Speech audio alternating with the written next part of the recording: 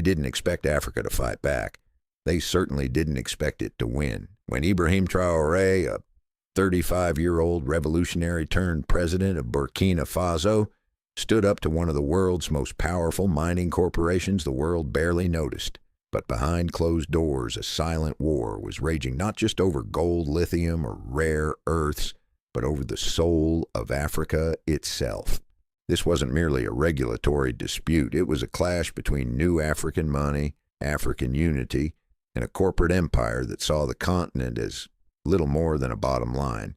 And then they crossed a line. They threatened his family. That moment lit a fuse no one in London or Wall Street anticipated.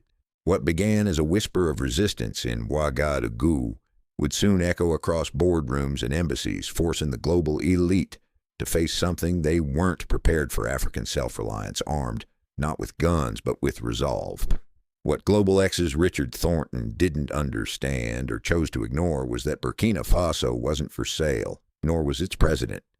When quiet threats failed, he turned to intimidation. A photograph arrived in President Ibrahim Traoré's office, his mother's modest home in Kaya, seen from a sniper's distance. No letterhead, just a handwritten note. The new mining regulations would be unfortunate for everyone. Reconsider. Behind the polished facade of Global X boardrooms, Thornton had deployed Sentinel Worldwide, a private security firm staffed with ex-military operatives to monitor the president's family. The message was clear: abandon your sovereignty or we'll remind you what power really looks like. But Traoré did not flinch. For him, this was no longer about gold or contracts. It was a direct assault on African leadership, on the dignity of a people reclaiming their destiny. This is personal, he told his team, but it's also political. We do not kneel. Rather than retaliate with public outrage, he ordered a silent counteroffensive. His intelligence chief initiated a covert probe. What they uncovered was damning discrete payments flowing from Global X to Sentinel Worldwide, masked under security expenditures. Proof of collusion, surveillance, and attempted coercion. And then came a turning point. A young analyst in London named Fatou Diallo, whose father had once been a political prisoner under the old regime, quietly began feeding the Burkina Faso government damning internal data. A ghost inside the machine. The battle lines had been drawn.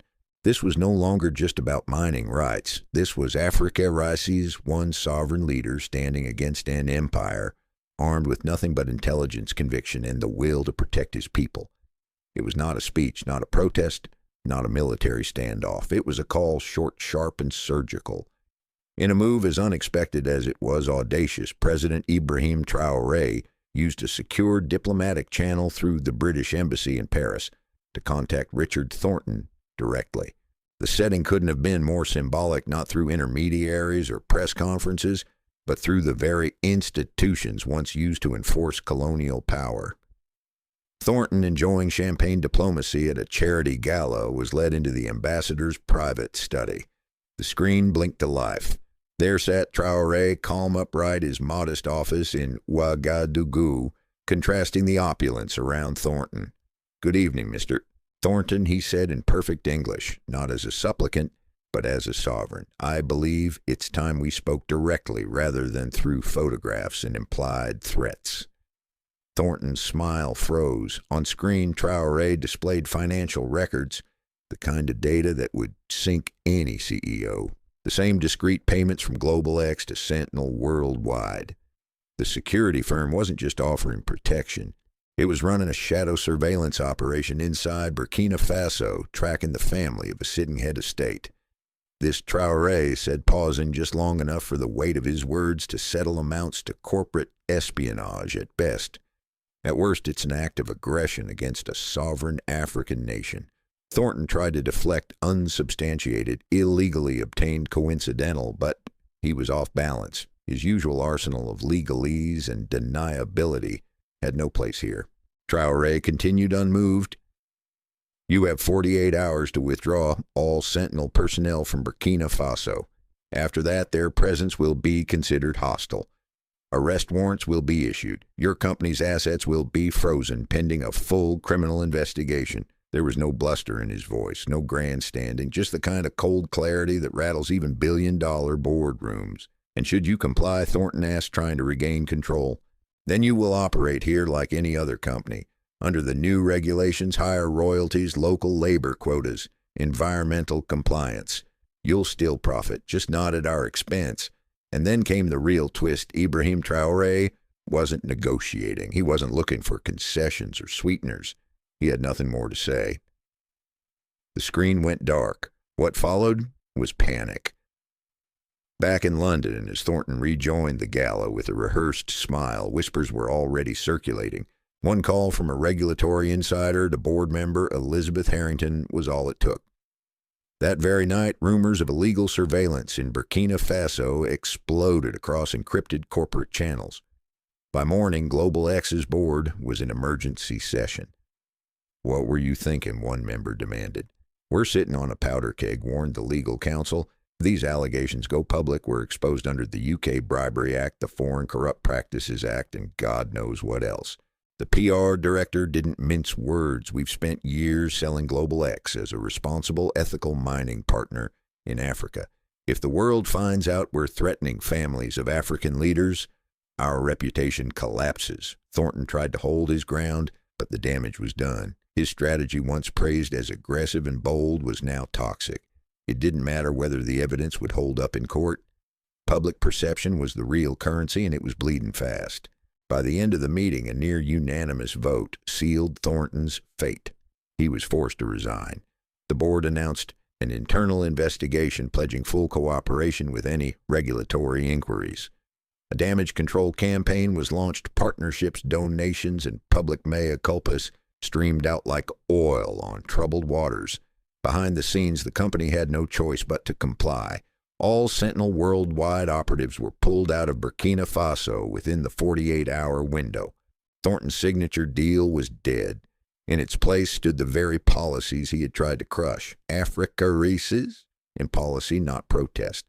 Under the newly ratified mining regulations, Global X and other corporations were now required to pay higher royalties directly to the Burkinabe state, hire and train local labor in all field operations, comply with environmental restoration protocols, renegotiate all past contracts signed under previous regimes.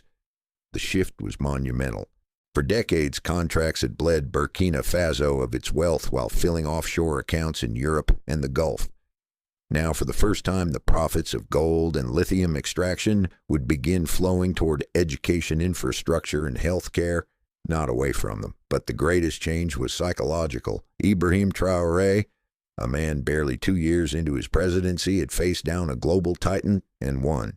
He had done it not with tanks or parades, but through quiet strategy, digital intelligence, and an unshakable sense of justice. In doing so, he reminded the world what African leadership can mean when it is uncompromising, rooted in purpose, and backed by the people. His actions sent ripples far beyond Burkina Faso. In Ghana, Senegal, and Namibia, policymakers began reevaluating mining contracts. In boardrooms from Johannesburg to Geneva, executives started asking a question that once seemed unthinkable. What if Africa starts negotiating back Traoré, never declared victory? But in the weeks that followed, his administration launched a new initiative to train thousands of Burkinabe citizens in advanced mining operations, reducing foreign dependence. And somewhere in a rural village near a former Global X mine, a school rose from the red soil, funded by the very revenues Thornton tried to hoard. On its first brick, a child's hand had written in chalk, "Our minerals, our future." It didn't end with the resignation. It began there.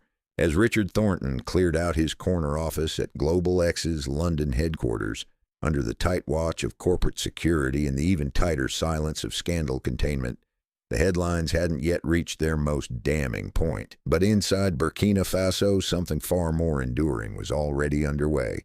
President Ibrahim Traoré hadn't just survived a political ambush.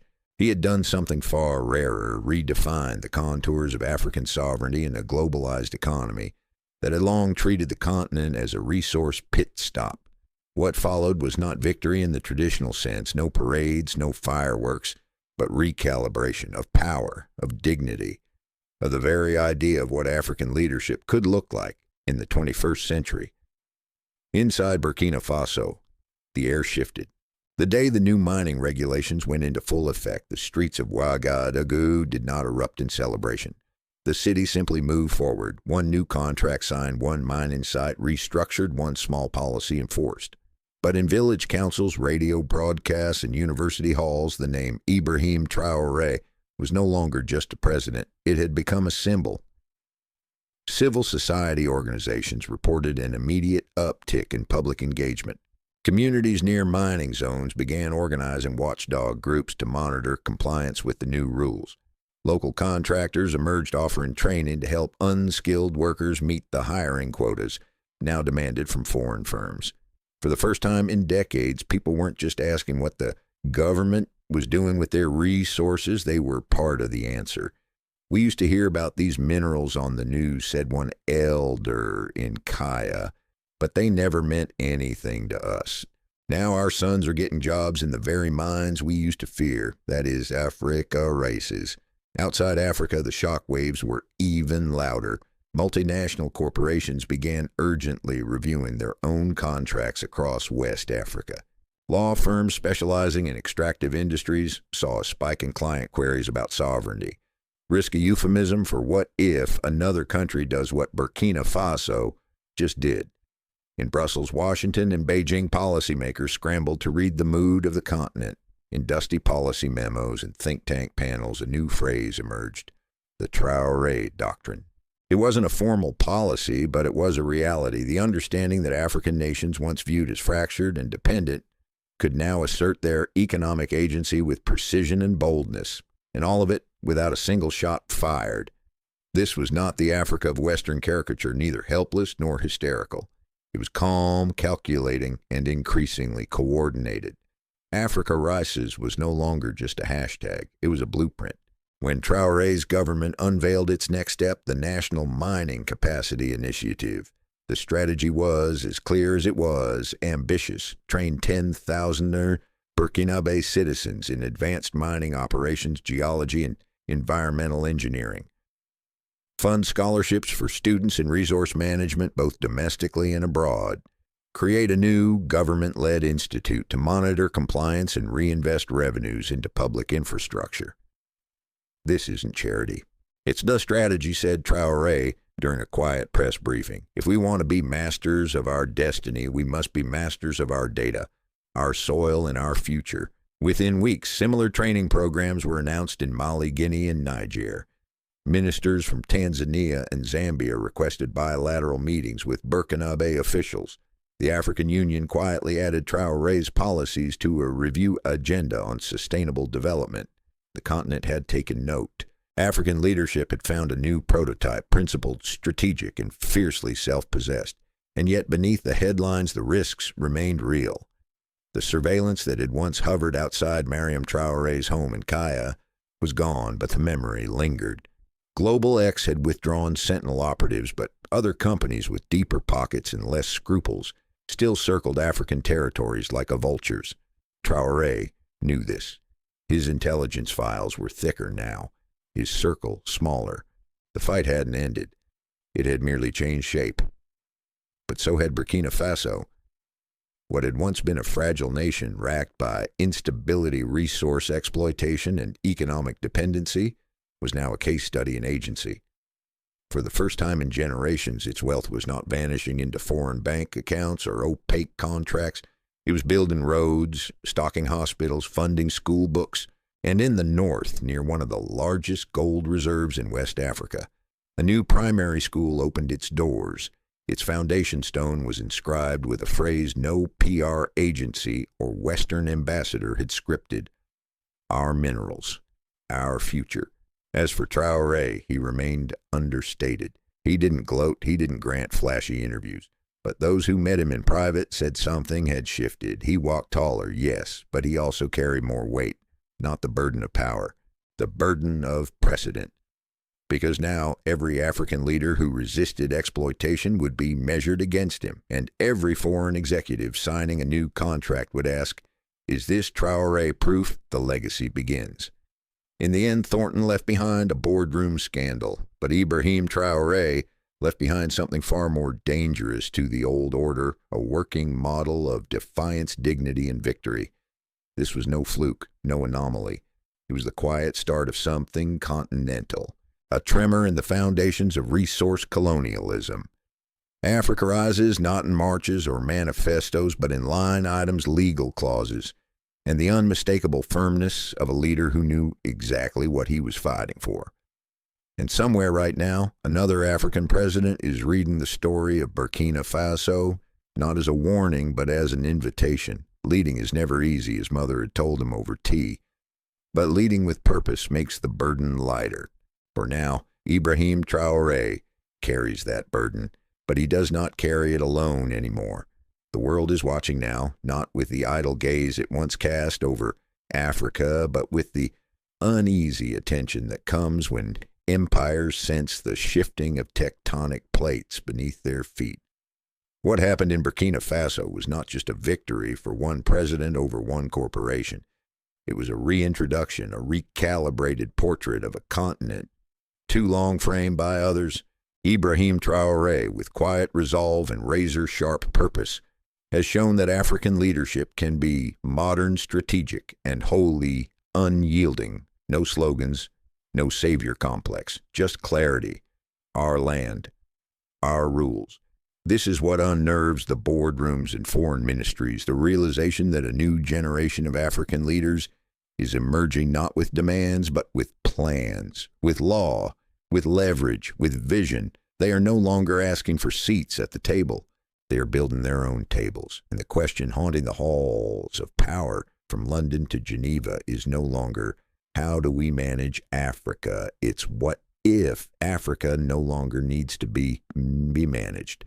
The story of Africarises is not one of confrontation for its own sake. It is a story of reclamation of minerals, yes, but also of dignity, of memory, of forward motion. It's about what happens when the exploited stop apologizing for their resistance and instead organize it into state policy. When children in Kaya walk into schools built from royalties once siphoned to offshore accounts, when scholarships in geology and engineering are awarded with the seal of Burkina Faso, when every mined gram of gold funds a future instead of financing foreign yachts, that is victory measured not in headlines, but in lives changed. The final irony. It wasn't Global X or Richard Thornton who underestimated Traoré. It was the entire machinery of modern imperial logic, the belief that pressure, wealth, and threat would always win. But they forgot one thing. A man who is willing to lose everything for his people cannot be bought. So yes, let the world watch. Let them whisper about contracts and coups and commodity prices. Because as long as leaders like Ibrahim Traoré stand firm not just in resistance, but in construction, the continent will continue to rise, not as a colony or a charity case, but as a sovereign force charting its own course. The age of extraction is ending. The age of African design has begun.